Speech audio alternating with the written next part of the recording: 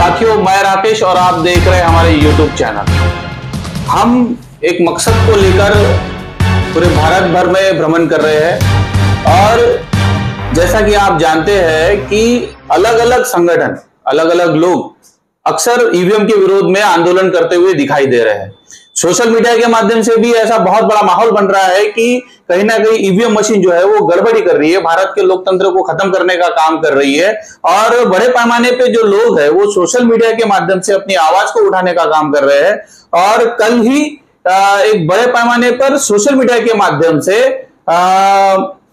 लोगों ने लाइव आकर इसका विरोध भी दर्ज किया है।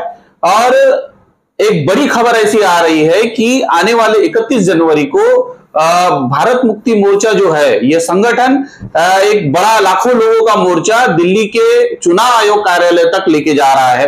और इसी के साथ जो छोटी बड़ी जितनी भी पार्टियां, इस देश की पार्टियां हैं, जो सामाजिक लोग हैं, वो भी इस मुहिम का समर्थन कर रहे हैं। और ईवीएम मशीन हटकर कहीं ना कहीं बैलेट पेपर से चुनाव होने चाहिए और इस देश का लोकतंत्र बचना चाहिए, इसलिए भी वो अपना साथ सहयोग और समर्थन दे रहे हैं। तो आज इसी कड़ी में हमारे साथ में यहाँ पर उपस्थित है माननीय राजा बेग साहब, जो कि राष्ट्रवादी कांग्रेस पार्टी के पश्चिम नागपुर के अध्यक्ष है। तो सर, हमारे चैनल पर आपका बहुत बहुत स्वागत है। सर, मैं आपसे ऐसा पूछना चाहूंगा कि पूरे देश भर में लोग जो है उनका विश्वास जो है अभी ईवीएम मशीन से हटता जा रहा है, तो आप इस बारे में क्या सोचते हैं, बताइए। सबसे पहले मैं अपना परिचय दे दूं। नमस्कार, जय राष्ट्रवादी, जय भीम। मैं राजा बेग, अध्यक्ष पश्चिम नागपुर राष्ट्रवादी कांग्रेस पार्टी। आपने बहुत अच्छा सवाल किया। ईवीएम को लेकर पूरे देश और दुनिया के अंदर में हिंदुस्तान एक सवाल बन चुका है, क्योंकि जो देशों ने पिछले 10 साल और 15 साल पहले ईवीएम बंद कर दिया, उसी ईवीएम का इस्तेमाल करके आज हम अपने देश की सत्ता को चला रहे हैं। और जो लोग ईवीएम का समर्थन कर रहे हैं, ईवीएम के ऊपर में समय समय के ऊपर में अक्सर लोगों ने उंगलियां उठाई है। बहुत सारे एक्सपेरिमेंट अभी आप देखोगे, पिछले दिनों काफी टेक्निकल लोगों ने उसके ऊपर में रिसर्च करके बताया है कि ईवीएम के अंदर में जो है वो घोटाला होता है। तो हम लोग ईवीएम का तो समर्थन नहीं करते हैं। पिछले बार क्या बोलते हैं, वामन मेश्राम साहब की यहाँ पे नागपुर में मीटिंग हुई थी, इंदिरा मैदान के अंदर में, तो वहां पर भी मैं था। और हम लोग ईवीएम के शुरू से समर्थन में आए, ईवीएम नहीं चाहिए करके इसके समर्थन में आए। और अभी तो हमारे पार्टी के जो सर्वा है शरद पवार साहब, उन्होंने भी अपना समर्थन जाहिर किया है। और 21 तारीख को ईवीएम हटाओ देश बचाओ, ये जो मुहिम के तहत वामन मेश्राम साहब का जो एक दिल्ली के अंदर में बहुत बड़ा आंदोलन चल रहा है, उसमें हमारे पार्टी के सुप्रीमो शरद पवार साहब भी सहभागी होने वाले हैं। उन्होंने अपना वक्त और समय दोनों दिया है और वो भी 31 तारीख को आने वाले हैं। तो ईवीएम ये बंद होना चाहिए। ईवीएम इसलिए बंद होना चाहिए कि आज ईवीएम के माध्यम से जो एक राहत इंदौरी साहब का शेर है कि लहू से भीगी हुई आस्तीन जीत गई, लहू से भीगी हुई आस्तीन जीत गई, चुनाव हार गए सब, मशीन जीत गई।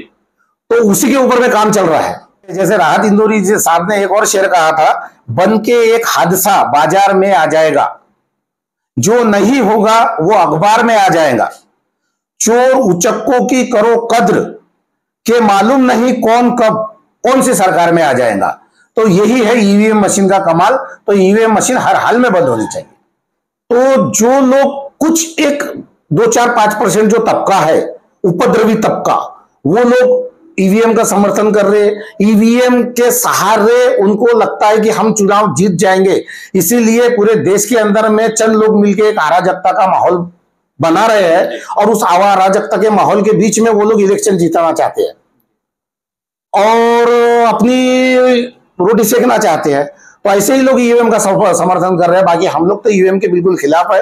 बैलेट पेपर के ऊपर में इलेक्शन होना चाहिए आने वाले समय के, और एक निस्वार्थ इलेक्शन होना चाहिए कि जिसमें किसी को कोई संदेह ना हो, और बाकी जो वो जिसके पक्ष में भी जाए। लेकिन ईवीएम के अंदर में गड़बड़ी है, ये सब लोग जानते हैं और ये सिद्ध हो चुका है। और हम लोग भी ईवीएम का समर्थन नहीं करते हैं। ईवीएम बंद होना चाहिए, बैलेट पेपर पे इलेक्शन होने चाहिए। सर, क्योंकि आप एक राजनीतिक दल से है अक्सर देखा गया है कि इलेक्शन होने के बाद में जो राजनीतिक दल है अक्सर ऐसा कहते हुए सुनाया जाता है कि ईवीएम मशीन में कहीं ना कहीं गड़बड़ी हुई है, इसकी वजह से हम लोग चुनाव हारे हैं। लेकिन अभी पहली बार ऐसा हो रहा है कि कोई राजनीतिक दल, जैसा कि आपका राष्ट्रवादी कांग्रेस पार्टी है, इन्होंने भी ईवीएम के विरोध में पहले से मोर्चा खोला है। हाँ। तो सर, आपका इस बारे में क्या ख्याल है? नहीं, हम तो बिल्कुल ईवीएम के विरोध में है ना, हम तो कभी भी ईवीएम के पक्ष में नहीं है, क्योंकि हम लोगों ने पिछले ये 3-4 इलेक्शनों के अंदर में देखा है कि पहले जैसे अभी भी जो 3 स्टेट के इलेक्शन हुए, वहां पे किसी भी मीडिया चैनल ने, जो आज सत्ताधारी पार्टी है वहां पे, इनको कभी भी सत्ता में नहीं दिखाया, दूसरी ही पार्टियों को सत्ता में दिखाया है। लेकिन तो जब इलेक्शन होते हैं तो पता चलता है कि इतने बहुमतों से जो पार्टी को 10 सीटें नहीं मिलने वाली थी, वो पार्टी 100-100 सीटें लेके आती है। तो ये कहीं ना कहीं पावर, जो लोग सत्ता में है, वो अपने सत्ता का दुरुपयोग कर इसको अपना हथियार बनाकर लोगों के ऊपर में राज कर रहे हैं। तो क्या आप आने वाले जो 31 जनवरी को मेश्राम साहब का जो आंदोलन है, हाँ, उसको आपका साथ सहयोग कर रहे हैं? हाँ, हमारे पार्टी के, राष्ट्रवादी कांग्रेस पार्टी के सुप्रीमो माननीय खासदार शरद चंद्र पवार साहब ने इसको समर्थन दिया है। हमारे पूरे पार्टी के पूरे महाराष्ट्र से सारे लोग इसका समर्थन करते हैं।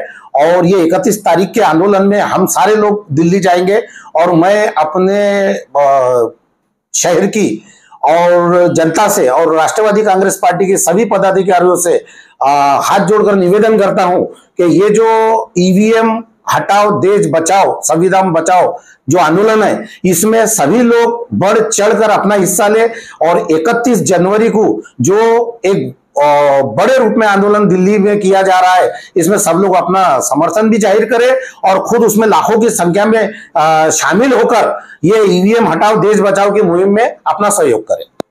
तो बहुत बहुत धन्यवाद सर आपका। तो साथियों, आपने देखा कि राष्ट्रवादी कांग्रेस पार्टी जो है वो भी अब इस समर में कहीं ना कहीं कूदती हुई नजर आ रही है, और जो बाबा साहब ने जो एक वोट का अधिकार जो इस देश का हुक्मरान बनने के लिए हमें दिया था, वो कहीं ना कहीं ईवीएम के माध्यम से खतरे में है। इस बात को जानते हुए आज देश की जो राजनीतिक पार्टियां हैं और जो सामाजिक संगठन के जो लोग हैं, वो इस आंदोलन को पूरा अपना साथ और सहयोग दे रहे हैं, और इस कार्यक्रम में आने के लिए लोगों को आह्वान भी कर रहे हैं। तो ये सारी खबरें हम आपको, पल पल की खबरें हम आपको बताते रहेंगे। मैं राकेश, कैमरामैन सचिन के साथ, नागपुर। धन्यवाद।